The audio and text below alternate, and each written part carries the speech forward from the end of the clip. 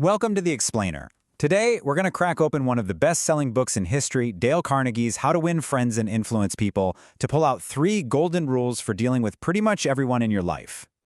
All right, let's jump right in with a number that might actually blow your mind. 85%. What do you think this represents? You got it. It's not about how good you are at coding or sales or whatever your technical skill is. According to research from the Carnegie Foundation, that stuff only accounts for about 15% of your financial success. A staggering 85%. It comes down to what he called human engineering, your ability to lead, to get people excited, and just to deal with other people.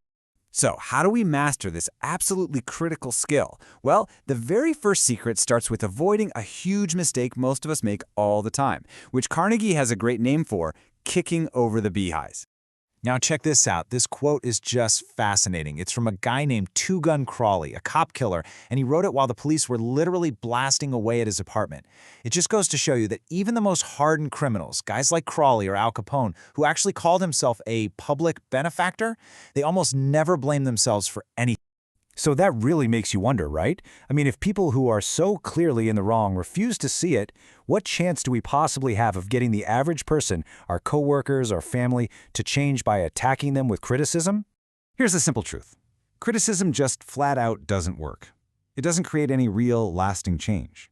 All it does is build resentment.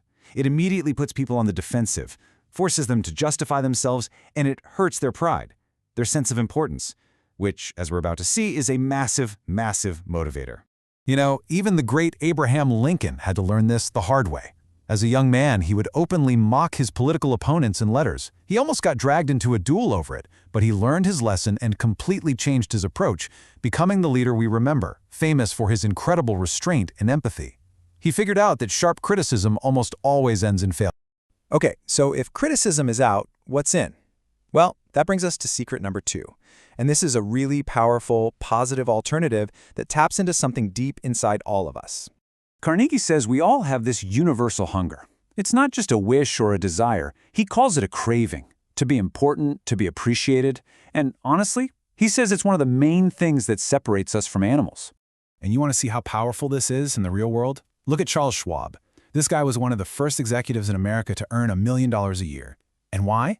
He said it was mostly because he knew how to get people excited by giving them genuine, heartfelt appreciation.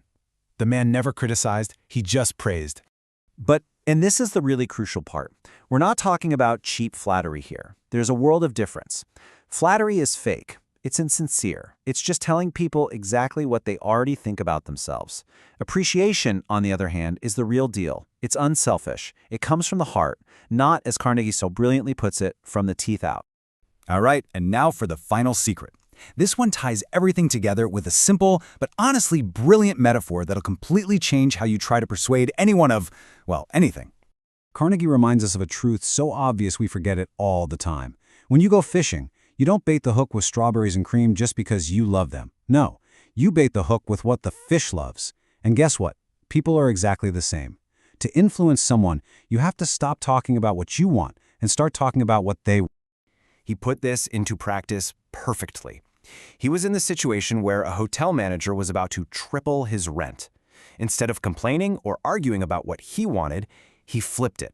He focused entirely on the manager's perspective, listing all the advantages to the hotel of keeping him there. And, surprise, surprise, it totally worked. It really all boils down to what Henry Ford famously said, that this ability to genuinely see things from someone else's point of view, that's it. That's the whole secret. It's the single most important piece of advice you can get on how to deal with people. Okay, so let's pull all this together. We've just gone through 3 of Carnegie's most fundamental techniques. Think of this as your new toolkit for handling people. And here it is, your toolkit. 3 simple rules, but they are so powerful. First, stop kicking the beehive. Don't criticize, condemn, or complain. Second, feed that deep human craving to feel important with real, honest appreciation. And third, always bait the hook to suit the fish. Figure out what they want.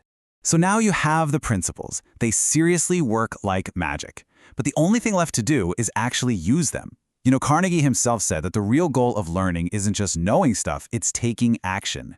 So the big question for you is, who are you going to try them on first?